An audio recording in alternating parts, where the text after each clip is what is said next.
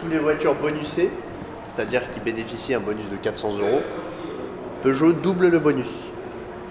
Mais il va falloir se dépêcher. Au 1er janvier, le bonus écologique va chuter et le malus monter en flèche.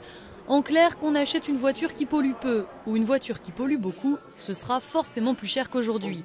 Alors les concessionnaires en profitent. Pour booster les ventes de fin d'année, ils multiplient les avantages. Si j'ai des pistes à vous donner, véhicules en stock, véhicules susceptibles d'être malucés l'année prochaine et inévitablement les derniers jours pour les objectifs commerciaux ou globaux de la concession.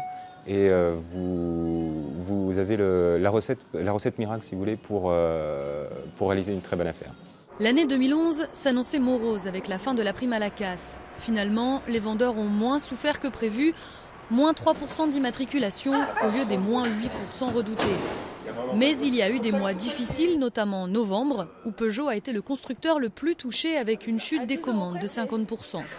Du coup, les clients le sentent bien, les vendeurs sont prêts à faire pas mal d'efforts pour les attirer en cette fin d'année. C'est les derniers jours, je pense qu'ils ont envie de vendre encore quelques voitures. C'est pour ça qu'on est là aussi. Et je pense que voilà, ils ont joué le jeu quand même, je pense. Il faut quand même réfléchir, hein. C'est quand même une grosse somme.